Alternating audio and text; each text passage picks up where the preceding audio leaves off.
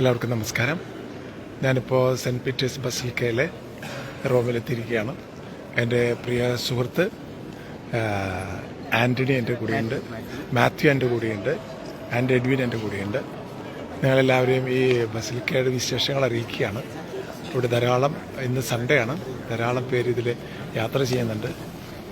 Cent Peter's ബസിലിക്കയിൽ കയറുമ്പോൾ കാണുന്ന ആദ്യത്തെ ഒരു ചിത്രമാണ് ഇത്.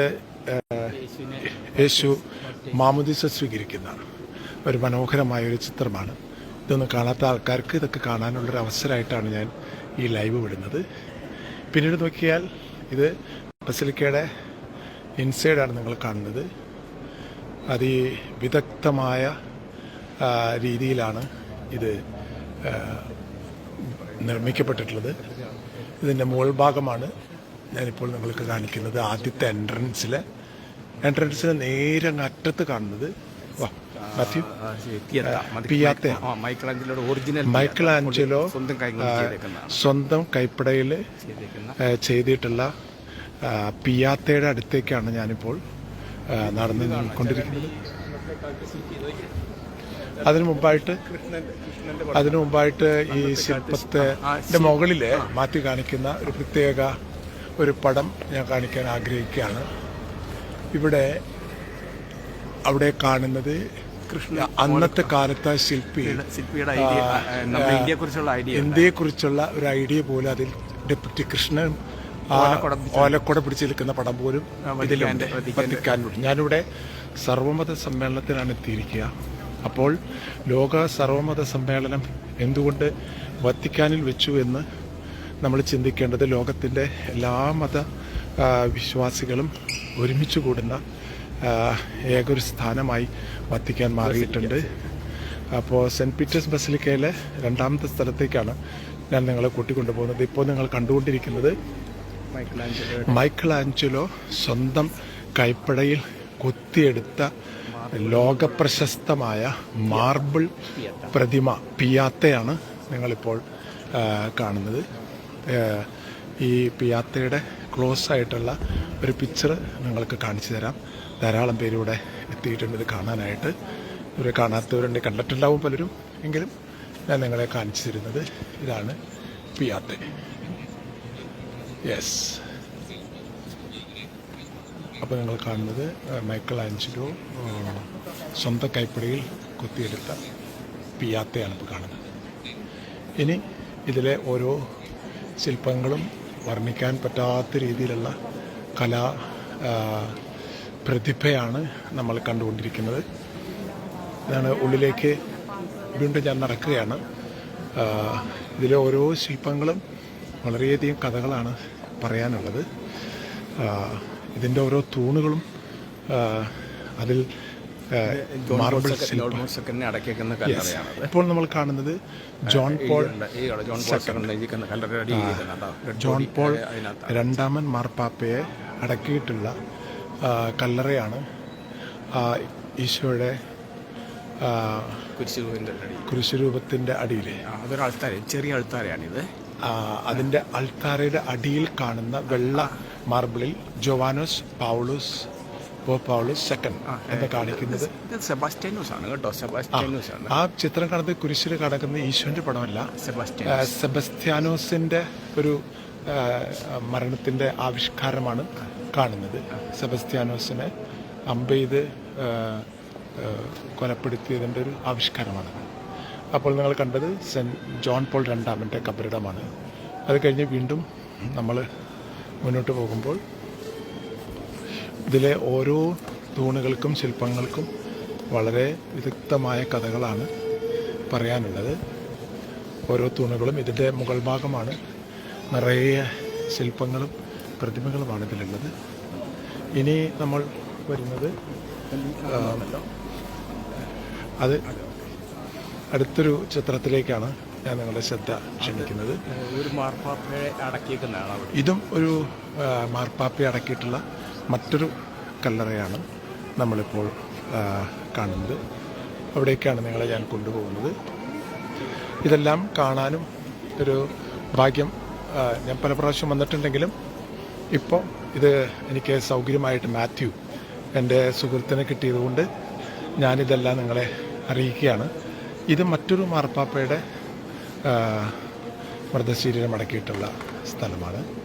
ഇവിടെ നമ്മൾ കാണുന്നത്, ആ ചിത്രം കാണുന്നത്, ഇതിലോരോ കലാശില്പങ്ങളും വ്യത്യസ്തമായിട്ടുള്ള രീതിയിലുള്ള ശില്പങ്ങളാണ്.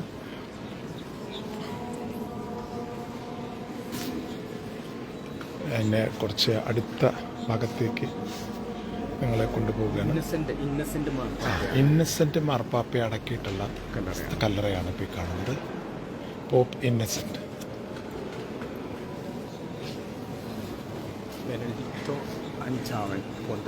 ബെനഡിക്റ്റ് അഞ്ചാമൻ്റെ മറ്റൊരു ചിത്രമാണ് കാണുന്നത്.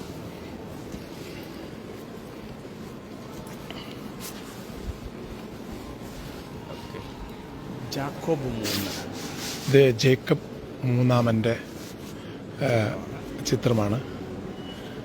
അതിമനോഹരമായ വെണ്ണക്കല്ലിൽ തീർത്തതാണ് ഈ എല്ലാ ശില്പങ്ങളും. വെണ്ണക്കല്ലിൽ തീർത്ത ഇതെല്ലാം റെഡ് മാർബിൾസാണ്. ഇവിടെ വന്നിട്ടുള്ള കുറേ പേര് ഇവിടെയുണ്ട്.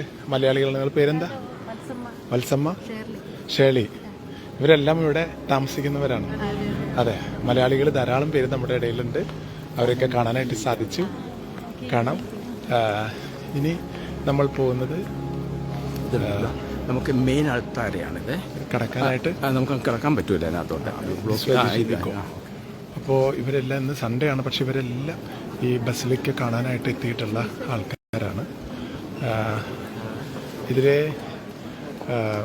നമുക്കൊരു 2-3 ദിവസം നടന്ന് വർണ്ണിക്കാനുള്ള കാര്യങ്ങളുണ്ട്. പേര് സാബു, വീട് ചാലക്കുടി. ചാലക്കുടിയിലെ സാബുവാണ് ഇപ്പോൾ ഇവിടെ എത്തിയിട്ടുള്ളത്. ഇവരെല്ലാവരും ഇവിടെ എത്തിയിട്ടുണ്ട്. പെട്ടെന്ന് ലൈൻ കട്ടായതുകൊണ്ടാണ്. ഇത് ലയോ 11 മാർപ്പാപ്പയുടെ ഒരു ശില്പമാണ് ഇപ്പോൾ ഞങ്ങൾ കാണുന്നത്. രസകരമായിട്ടുള്ള ഇന്നസെന്റ് 11 മാർപ്പാപ്പ. ഇത് ഇപ്പോൾ നിങ്ങൾ കാണുന്നത് ഇന്നസെന്റ് 11 മാർപ്പാപ്പയുടെ ചിത്രമാണ്. ഇതൊക്കെ മാർബിളിലാണ് തീർത്തിട്ടുള്ളതെന്ന് മനസ്സിലാക്കണം. ഇത് കർത്താവിൻ്റെ സ്വർഗാരോഹണത്തെക്കുറിച്ചുള്ള അതിമനോഹരമായൊരു ശില്പമാണ് ഇപ്പോൾ നിങ്ങൾ കണ്ടുകൊണ്ടിരിക്കുന്നത്. ഇതെല്ലാം എത്രയോ വർഷങ്ങൾക്ക് മുമ്പ് തീർത്തിട്ടുള്ള ചിത്രങ്ങളാണ്. ഇതിൻ്റെ ഹൈറ്റ് കണ്ടല്ലോ നിങ്ങൾ. ഇവിടെ സൺഡേ ആയതുകൊണ്ട് ഇവിടെ കുർബാനയൊക്കെ നടക്കാൻ പോവുകയാണ്. അതിൻ്റെ മെയിൻ അൾത്താരയുടെ ഭാഗത്തേക്കാണ് ഞാൻ നിങ്ങളിപ്പോൾ ക്ഷണിക്കുന്നത്. ഇല്ലില്ല, മെയിൻ അൾത്താരയാണ്. ഇതാണ് മെയിൻ അൾത്താര. മാർപ്പാപ്പയുടെ കുർബാന ചെല്ലുന്ന അൾത്താരയുടെ ഭാഗമാണ് ഇപ്പോൾ ഫംഗ്ഷനൊക്കെ കേട്ടോ. അതിൻ്റെ പുറകിലാണ് അൾത്താരയുള്ളത്. പക്ഷേ മുൻഭാഗത്ത് പരിശുദ്ധാത്മാവിൻ്റെ പടമുള്ള അവിടെയാണ് പണി നടന്നുകൊണ്ടിരിക്കുകയാണ്. കൺസ്ട്രക്ഷൻ പണി. ഇപ്പോൾ ഇതിൻ്റെ ഒരു അകലത്തിലുള്ളൊരു കാഴ്ച ഞങ്ങൾ കാണിക്കുന്നത്. ഇതെല്ലാം ആൾക്കാർക്ക് ഇരിക്കാനുള്ള ചെയറുകളാണ്. കുർബാനയ്ക്ക് വന്നുകൊണ്ടിരിക്കുകയാണ്. ഇതിൻ്റെ ടോപ്പിലേക്ക് ഞാൻ കയറുന്നുണ്ട്. ഈ പത്രോസിൻ്റെ ബസിലിക്കയിലെ ഏറ്റവും മുകളിലേക്ക് കയറുന്നുണ്ട്. അവിടെ വന്ന് ജോൺ 23 മാർപ്പാപ്പയുടെ ബോഡി, ഒറിജിനൽ ബോഡി വത്തിക്കാനിലെ മാർപ്പാപ്പ. ഇത് ബെനഡിക്റ്റ് 15 മാർപ്പാപ്പ. ബെനഡിക്റ്റ് 15 മാർപ്പാപ്പയുടെ പ്രതിമയാണ്. ഈ കാണുന്നതെല്ലാം കുമ്പസാരക്കൂടുകളാണ്. ഇത് ഗ്രിഗോറിയോ 6 മാർപ്പാപ്പയുടെ ശില്പമാണ് നിങ്ങൾ കാണുന്നത്. ഇത് കുമ്പസാരക്കൂടുകൾ നിങ്ങൾ കാണിച്ചു തരുന്നതിൻ്റെ പ്രത്യേകത എന്താണെന്ന് വെച്ച് കഴിഞ്ഞാൽ മാർപ്പാപ്പ വന്ന് ഈ കുമ്പസാരക്കൂട്ടിലാണ് കുമ്പസാരം നടത്താറ്. ആ കുമ്പസാരക്കൂടുകളാണ് ഞാൻ കാണിക്കുന്നത്. ഇവിടെയാണ് ആർക്കും വന്ന് കുമ്പസാരിക്കാം. ഇതുപോലെയുള്ള കുമ്പസാരക്കൂട്ടിലാണ് മാർപ്പാപ്പയും വന്ന് കുമ്പസാരിക്കുന്നത്. ഇതെല്ലാം വെണ്ണ മാർബിൾ കല്ലുകളിലെ തീർത്തിട്ടുള്ള രൂപങ്ങളാണ്. ഇതിൻ്റെ മറ്റൊരു മുകൾ ഭാഗമാണ് ഞാൻ നിങ്ങളെ കാണിക്കുന്നത്. നിറയെ ചിത്രങ്ങളും ശില്പങ്ങളുമാണ്. ഓരോരോ വിശുദ്ധരുടെ വിദഗ്ധമായിട്ടുള്ള ചിത്രങ്ങളാണ്. നമ്മൾ നേരത്തെ കണ്ട പ്രധാന കവാടത്തിൻ്റെ മറ്റൊരു ഭാഗത്താണ് ഇപ്പോൾ ഞാൻ എത്തിച്ചേർന്നിട്ടുള്ളത്. ഇവിടെയാണ് വലിയ പരിപാടികളൊക്കെ നടക്കുന്ന സ്ഥലം വത്തിക്കാനിൽ. കോമൺ ഫങ്ഷൻസ് ഒക്കെ നടത്തുന്ന സ്ഥലം. നമസ്കാരം. ഇപ്പോൾ ഞാൻ വത്തിക്കാനിൻ്റെ ഡോം അതിൻ്റെ ഏറ്റവും മുകളിൽ കയറി നിന്ന് 1000 ചില്ലാണ് സ്റ്റെപ്പുകൾ കയറി വന്ന് മുകളിൽ നിന്നുള്ള ചിത്രമാണ് നിങ്ങളെ കാണിക്കുന്നത്. ഇതാണ് വത്തിക്കാൻ സ്ക്വയർ. വത്തിക്കാൻ സ്ക്വയറിലെ സ്തൂപമാണ് അകലെ നിങ്ങൾ കാണുന്നത്. ഞാൻ ആ വത്തിക്കാൻ്റെ ഏറ്റവും മുകളിലെ ഡോമിൻ്റെ ഏറ്റവും ടോപ്പിൽ നിന്നിട്ടാണ് ഈ ചിത്രം നിങ്ങളെ കാണിക്കുന്നത്. റോം കംപ്ലീറ്റ് കാണാം. ഇതാണ് റോമ നഗരം മുഴുവൻ നമുക്ക് കാണാം. അങ്ങകലെ കാണുന്നത് കൊളോസിയം അല്ലേ? അകലെ കാണുന്നതാണ് കൊളോസിയം. ഞാൻ കുറച്ചൊന്ന് സൂം ചെയ്ത് കാണിക്കാം. ഇതാണ് കൊളോസിയം. ഇത് കൊളോസിയം അല്ല, അതേതാണ്? ആഞ്ചലോ എന്ന് പറയും. Saint Angelo. കൊളോസിയം ഇവിടുന്ന് കാണാൻ പറ്റുമോ? ഇവിടുന്ന് കാണാൻ പറ്റൂല. കാണാം, പക്ഷേ ദൂരെയാണ്. പക്ഷേ കുറേ ദൂരെയാണ് കാണുന്നത്. ഇതിപ്പോൾ ഓരോ ഭാഗങ്ങളും ഞാൻ സൂം ചെയ്ത് കാണിക്കുകയാണ്. ഇതെല്ലാം കാസ സന്താഞ്ചലോ എന്ന് പറയുന്നത് പണ്ടത്തെ കാലത്ത് മാർപ്പാപ്പമാരൊക്കെ യുദ്ധം ചെയ്തപ്പോഴത്തേന് വത്തിക്കാനിൽ നിന്ന് ഈ ഒരു ഗുഹയുണ്ട്. ആ ഗുഹ വഴി പോയിട്ട് അവിടെയാണ് പോയി എത്തിക്കുന്നത്. പണ്ട് കാലത്ത് ഈ പത്രോസിന്റെ ബസലിക്കയിൽ നിന്ന് അണ്ടർഗ്രൗണ്ടിലൂടെ യാത്ര ചെയ്ത് ആ സ്ഥലത്തിന്റെ പേരെന്താണ്? കാസ സാന്താഞ്ചലോ. കാസ സാന്ത ആഞ്ചലോ. അതിലാണ് യുദ്ധം നടക്കുന്ന കാലത്ത് അവിടെ പോയി രക്ഷപ്പെട്ടിട്ടുള്ളത്. ഇതാണ് റോമ നഗരം. നിങ്ങൾ കാണുന്നത് ഇപ്പോൾ വത്തിക്കാനിലിൻ്റെ സെന്റ് പീറ്റേഴ്സ് ബസലിക്കയുടെ മുകളിൽ നിന്ന് ഡോമിൽ 1000 ചില്ലാനം സ്റ്റെപ്പുകൾ കയറി ചെന്ന് അവിടെ നിന്ന് ഞാൻ നിങ്ങളെ റോമ നഗരത്തെ കാണിക്കുകയാണ്. ഇതാണ് റോമ നഗരം. വത്തിക്കാൻ സ്ക്വയറിലേക്കാണ് ഇപ്പോൾ നിങ്ങളെ കണ്ടുകൊണ്ടിരിക്കുന്നത്. ഇതാണ് വത്തിക്കാൻ സ്ക്വയർ. പിന്നെ ഈ ഭാഗത്ത് ആ നദിയാണ് തേവരെ. പേരാണ് നമ്മുടെ തേവരെ എന്നൊക്കെ പറഞ്ഞത്.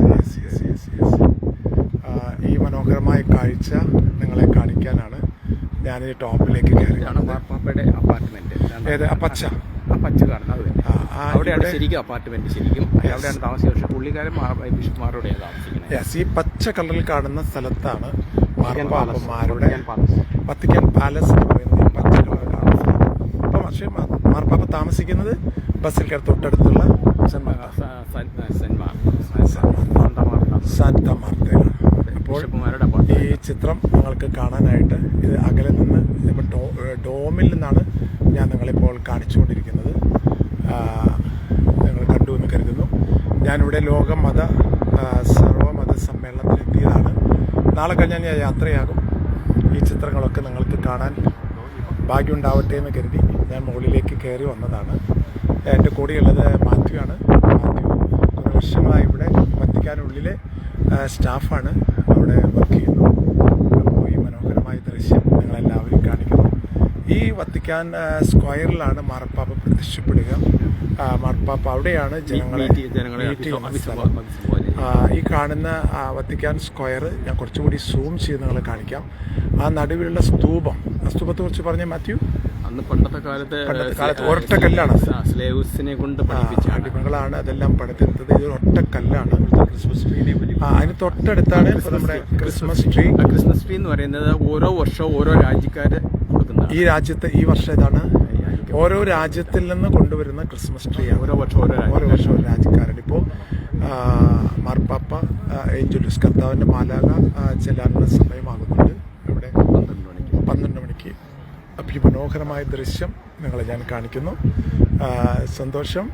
നമുക്കെല്ലാവർക്കും പ്രത്യാശ നൽകുന്ന വത്തിക്കാൻ എന്നും നമ്മുടെ ലോകത്തിന് തന്നെ സമാധാനത്തിൻ്റെ ഒരു സ്ഥലമായി തീരട്ടെ. ഇവിടെ വന്നിട്ടുള്ള സർവ്വമത വിശ്വാസികളുടെ കൂട്ടായ്മയിൽ പങ്കെടുക്കാൻ എനിക്ക് സാധിച്ചതിലും ഞാൻ നന്ദി പറയുന്നു. നിങ്ങളെ ഈ ഡോം കയറി വന്നപ്പോൾ ഒരുവിധം ടയേർഡായി ഞാൻ. എങ്കിലും സന്തോഷമുണ്ട്. നിങ്ങളൊക്കെ ഈ മനോഹരമായ വത്തിക്കാനിൻ്റെ ഡോമിൽ നിന്നുള്ള ദൃശ്യങ്ങൾ കാണിക്കാനായിട്ട് സാധിച്ചതിലുള്ള സന്തോഷം രേഖപ്പെടുത്തുന്നു. സുഖാണിട്ട് എല്ലാവർക്കും സുഖമായിരിക്കണം. ഇപ്പോൾ നമ്മൾ കാണുന്നത് വത്തിക്കാൻ്റെ ഡോമിൽ നിന്ന് വത്തിക്കാൻ്റെ ഗാർഡനാണ് നമ്മൾ കാണുന്നത്. ആ അകലെ കാണുന്ന ഈ എന്താണ് വത്തിക്കാൻ്റെ മാർപ്പാപ്പ റെസ്റ്റ് ചെയ്യുന്ന ഒരു ടവറാണ് ഇപ്പോൾ ഞാൻ സൂം ചെയ്ത് കാണിക്കുന്നത്. ഇതെല്ലാം വത്തിക്കാൻ്റെ ബാക്കിലുള്ള ഗാർഡനാണ് ഇപ്പോൾ നിങ്ങൾ കണ്ടുകൊണ്ടിരിക്കുന്നത്. Vatican garden. ഷെയ്ഡ് കാണുന്നത് ഈ ഡോമിൻ്റെ ഷെയ്ഡാണ് കാണുന്നത്. ഇത് വത്തിക്കാൻ മ്യൂസിയമാണ്. മ്യൂസിയത്തിലേക്ക് പോകുന്ന വഴിയാണ്. ഇതാണ് വത്തിക്കാൻ മ്യൂസിയം. ടോപ്പിൽ നിന്നാണ് നിങ്ങൾ കാണുന്നത്. Vatican garden.